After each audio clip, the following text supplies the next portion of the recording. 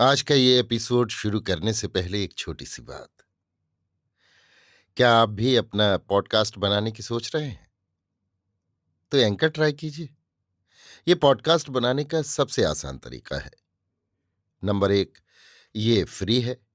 Number दो, इसमें कई सारे ऐसे टूल्स हैं जो आपको अपने फोन और कंप्यूटर पर रिकॉर्ड और एडिट करने की फैसिलिटी देते हैं।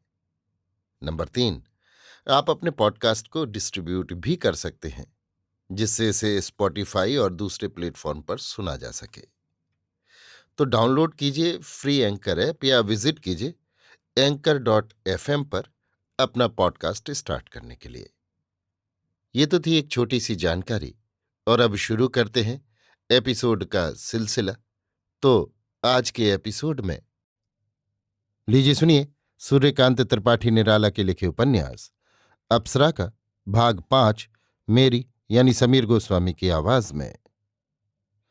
एक बड़ी सी, अनेक प्रकार के देश देश की अप्सराओं, बादशाहजादियों, नर्तकियों के सत्य तथा काल्पनिक चित्रों तथा बेल बूटों से सजी हुई दालान, झाड़ फानूस टंगे हुए, फर्श पर कीमती गलीचे सा कारपेट बिछा हुआ, मखमल की गद्दीदार कुर्सियां, कोच और सोफे तरह तरह की मेजों के चारों ओर कायदे से रखे हुए, बीच बीच में बड़े बड़े आदमी के आकार के ड्योढ़े शीशे, एक तरफ टेबल हारमोनियम और एक तरफ पियानो रखा हुआ, और यंत्र भी, सितार, सुरबहार, ऐसराज, वीणा, सरोद, बेंजो, बेला, क्लारियोनेट, कार्नेट, मंजीरे, तबले, पखावज, सारंगी आदि यथास्थान सुरक्षित रखे हुए।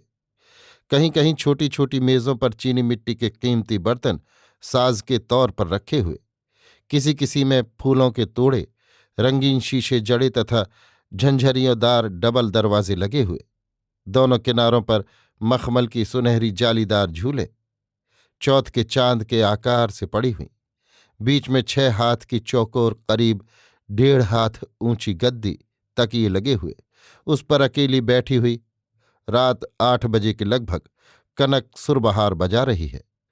मुख पर चिंता की एक रेखा स्पष्ट खिंची हुई उसके बाहरी सामान से चित्त बहलाने का हाल बयान कर रही है।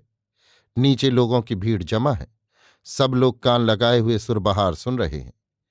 एक दूसरे कमरे से एक नौकर आया, कहा, माँ जी कहती हैं कुछ गाने के लिए कहो। कनक ने सुन लिया, नौकर चला गया। कनक ने अपने नौकर से बॉक्स हारमोनियम दे जाने के लिए कहा। हारमोनियम ले आने पर उसने सुरबहार बढ़ा दिया। नौकर उस पर गिलाफ चढ़ाने लगा। कनक दूसरे सप्तक के सी स्वर पर उंगली रखकर बैलो करने लगी। गाने से जी उचट रहा था, पर माता की आज्ञा थी। उसने गाया, प्यार करती हूं अली, इसलिए मुझे भी करते हैं वे प्यार। बह गई हूं अजान की ओर, इसलिए बह जाता संसार। रुके नहीं धनी चरण घाट पर, देखा मैंने मरन बाट पर। टूट गए सब आट ठाट घर, छूट गया परिवार। तभी सखी करते हैं वे प्यार। आप बही या बहा दिया था, खिंची स्वयं या खींच लिया था। नहीं याद कुछ की क्या किया था, हुई जीत या हार। तभी री करते हैं वे प्यार। खुले नयन जब रही सदा तिर, स्नेह तरंगों पर उठ उठ गिर। सुखद पालने पर मैं फिर करती थी श्रृंगार। मुझे तब करते हैं वे प्यार। कर्म कुसुम अपने सब चुन चुन, निर्जन में प्रिय के गिन गिन गुण। गूथ निपुण कर से उनको सुन, पहनाया था हार। इसीलिए करते हैं वे प्यार। कनक ने कल्याण में भरकर यमन गाया। नीचे कई सौ आदमी मंत्रमुग्ध से खड़े सुन रहे थे। गाने से प्रसन्न हो सर्वेश्वरी भी अपने कमरे से उठकर कनक के पास आकर बैठ गई। गाना समाप्त हुआ। सर्वेश्वरी ने प्यार से कन्या का चिंतित मुख चूम लिया। नीचे से एक नौकर ने आकर कहा, विजयपुर के कुंवर साहब के यहां से एक बाबू आए हैं, कुछ बातचीत करना चाहते हैं। सर्वेश्वरी नीचे अपने 2 मंजिले वाले कमरे में उतर गई। ये कनक का कमरा था। अभी थोड़े ही दिन हुए कनक के लिए सर्वेश्वरी ने सजाया है। कुछ देर बाद सर्वेश्वरी ऊपर आई। कनक से कहा, कुंवर साहब विजयपुर तुम्हारा गाना सुनना चाहते हैं। मेरा गाना सुनना चाहते हैं? कनक सोचने लगी। अम्मा, कनक ने कहा, मैं रईसों की महफिल में गाना नहीं गाऊंगी। नहीं, वो यहीं आएंगे। बस दो चार चीजें सुना दो।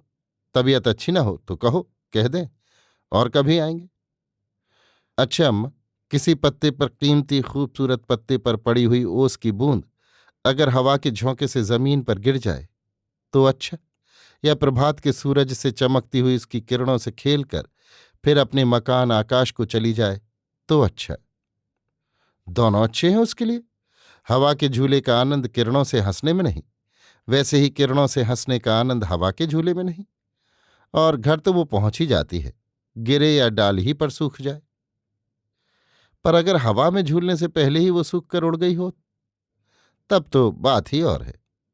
मैं उसे यथार्थ रंगीन पंखों वाली परी मानती हूं। क्या तू खुद ऐसी ही परी बनना चाहती है? हाँ अम्मा, मैं कला को कला की दृष्टि से देखती हूं। उससे अर्थ प्राप्ति करना उसके महत्व को घटा देना नहीं। ठीक है, पर ये एक प्रकार का बदला है। अर्थ वाले अर्थ देते हैं और कला के जानकार उसका आनंद।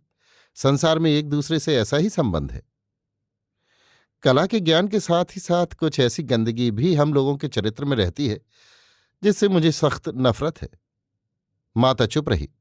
कन्या के विशद अभिप्राय को ताड़कर कहा, तुम इससे बची हुई भी अपने ही जीने से छत पर जा सकती हो, जहां सब की तरह तुम्हें भी आकाश तथा प्रकाश का बराबर अंश मिल सकता है। मैं इतना ये सब नहीं समझती। समझती भी हूं तो भी मुझे कला को एक सीमा में परिणत रखना अच्छा लगता है। ज्यादा विस्तार से वो कलुषित हो जाती है, जैसे बहाव का पानी। उसमें गंदगी डालकर भी लोग उसे पवित्र मानते हैं, पर कुएं के लिए ये बात नहीं। स्वास्थ्य के विचार से कुएं का पानी बहते हुए पानी से बुरा नहीं। विस्तृत व्याख्या तथा अधिक बढ़ाव के कारण अच्छे से अच्छे कृत्य बुरे धब्बों से रंगे रहते हैं। प्रवृत्ति के वशीभूत होकर पश्चात लोग अनर्थ करने लगते हैं। यही अत्याचार धार्मिक अनुष्ठानों में प्रत्यक्ष हो रहा है। पर वृहत अपनी महत्ता में वृहत ही है। भाव और कुएं वाली बात जचकर फीकी रही। अम्मा बात ये, तुम्हारी कनक अब तुम्हारी नहीं रही। उसके सोने के हार में ईश्वर ने एक नीलम जड़ दिया है। सर्वेश्वरी ने ताज्जुब की निगाह से कन्या को देखा। कुछ कुछ उसका मतलब वो समझ गई, पर उसने कन्या से पूछा, तुम्हारे कहने का क्या मतलब? ये कनक ने एक हाथ की चूड़ी कलाई उठाकर दिखाई। सर्वेश्वरी हंसने लगी। तमाशा कर रही है? ये कौन सा खेल? नहीं अम्मा। कनक गंभीर हो गई। चेहरे पर एक प्रकार स्थिर प्रौढ़ता झलकने लगी। मैं ठीक कहती हूं, मैं ब्याही हुई हूं। अब मैं महफिल में गाना नहीं गाऊंगी। अगर कहीं गाऊंगी भी तो खूब सोच समझ कर, जिससे मुझे संतोष रहे। सर्वेश्वरी एक दृष्टि से कनक को देखती रही। ये विवाह कब हुआ और किससे हुआ? किया किसने? ये विवाह आपने किया, ईश्वर की इच्छा से, कोहनूर स्टेज पर कल हुआ, दुष्यंत का पार्ट करने वाले राजकुमार के साथ। शकुंतला सजी हुई तुम्हारी कनक का। ये चूड़ियां एक एक दोनों हाथों में इस प्रमाण की रक्षा के लिए मैंने पहन ली। और देखो, कनक ने जरा सी सिंदूर की एक बिंदी सिर पर लगा ली थी। अम्मा, ये एक रहस्य हो गया। राजकुमार को माता ने बीच में ही हंसकर कहा, सुहाग ने अपने पति का नाम नहीं लिया करती। पर मैं लिया करूंगी। मैं कुछ घूंघट काढ़ने वाली सुहागिन तो हूं नहीं। कुछ पैदाइशी स्वतंत्र हक मैं अपने साथ रखूंगी। नहीं तो कुछ दिक्कत पड़ सकती है। गाने बजाने पर भी मेरा ऐसा ही विचार रहेगा। हाँ, राजकुमार को तुम नहीं जानती। इन्हीं ने मुझे ईडन गार्डन में बचाया था। कन्या की भावना पर, ईश्वर के विचित्र घटनाओं के भीतर से इस प्रकार मिलाने पर कुछ देर सर्वेश्वरी सोचती रही। देखा, उसके हृदय के कमल पर कनक की इस उक्ति की किरण सूर्य की किरण की तरह पड़ रही थी, जिससे आप ही आप उसके सब दल प्रकाश की ओर खुलते जा रहे थे। तरंगों से उसका स्नेह समुद्र कनक के रेखा तट को छाप जाने लगा। एकाएक स्वाभाविक परिवर्तन को प्रत्यक्ष कर सर्वेश्वरी ने अप्रिय विरोधी प्रसंग छेड़ दिया। हवा का रुख जिस तरफ हो, उसी तरफ नाव को बहा ले जाना उचित है, जबकि लक्ष्य केवल सैर है, कोई गम्य स्थान नहीं। हंसकर सर्वेश्वरी ने पूछा, तुम्हारा इस प्रकार स्वयंवरा होना उन्हें भी मंजूर है ना? या अंत तक शकुंतला ही की दशा तुम्हें भोगनी होगी? और वो तो कैद भी हो गए हैं। कनक संकुचित लज्जा से द्विगुणित हो गई। कहा, मैंने उनसे तो इसकी चर्चा नहीं की, करना भी व्यर्थ। इसे मैं अपनी ही हद तक रखूंगी। किसके कैसे ख्यालात हैं मुझे क्या मालूम। अगर वो मुझे मेरे कुल का विचार कर ग्रहण न करें तो इस तरह का अपमान बर्दाश्त कर जाना मेरी शक्ति से बाहर है। वो कैद शायद उसी मामले में हुए हैं। उनके बारे में और भी कुछ तुम्हारा समझा हुआ है? मैं और कुछ भी नहीं जानती अम्मा, पर कल तक सोचती हूं थानेदार को बुलाकर कुल बातें पूछूं और पता लगाकर भी देखूं कि क्या कर सकती हूं। सर्वेश्वरी ने कुंवर साहब के आदमियों के पास कहला भेजा कि कनक की तबीयत अच्छी नहीं, इसलिए किसी दूसरे दिन गाना सुनने की कृपा करें। अभी आप सुन रहे थे सूर्यकांत त्रिपाठी निराला के लिखे उपन्यास अप्सरा का भाग 5, मेरी यानी समीर गोस्वामी की आवाज में।